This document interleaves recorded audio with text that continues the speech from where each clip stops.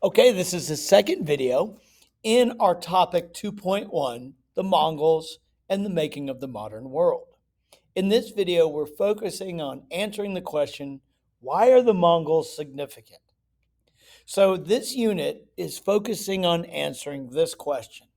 What caused the growth of the Afro-Eurasian networks of exchange from 1200 to 1450?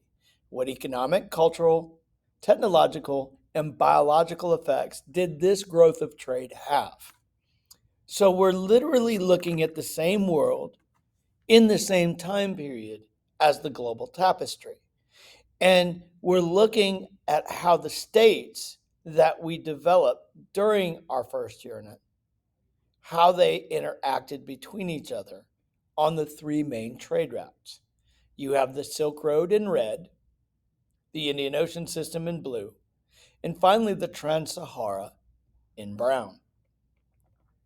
So when we come up with a thesis, which the unit's going to be based on, it basically reads as exchanges over the Afro-Eurasian networks of exchange grew after 1200 due to the rise of land empires and trading states. So it's not just the trading states like the Vienna Jager and the Delhi Sultanate that we talked about in the last unit.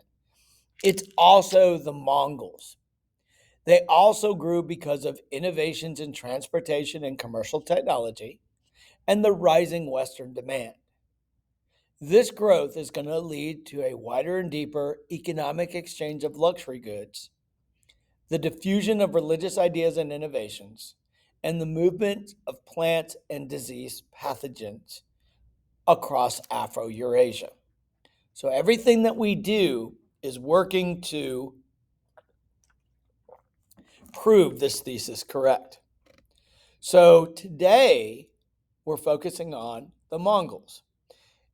And in the last unit, we basically established that they influenced the trade. They helped make it grow because of their expansion, because of their innovations, and because of their state policies. Well, now we're looking at the second half. Why are they significant?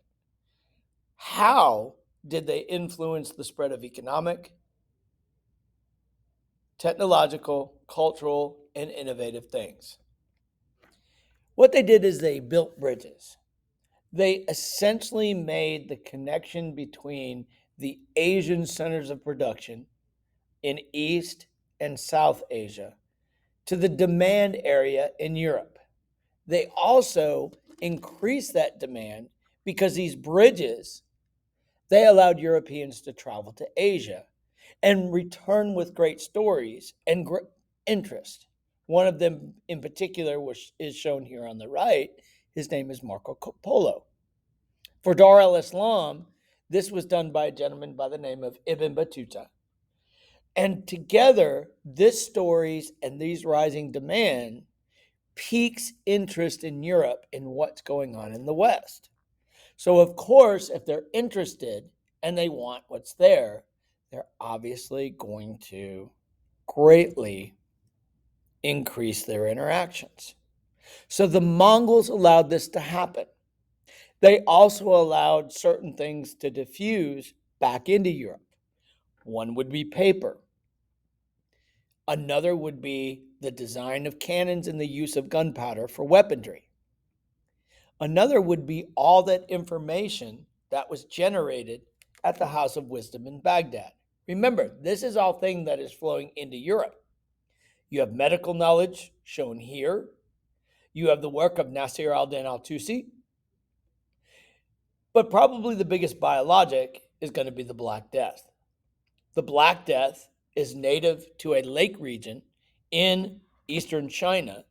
And because the Mongols not only opened up a very close part of the Silk Road to this, but expanded this trade, the rats that carry the bubonic plague virus very rapidly infiltrated the bags and the carts of the merchants and carried from city to city and eventually made it into Europe. So when we look at why the Mongols were significant, we're basically saying they're causing greater exchanges.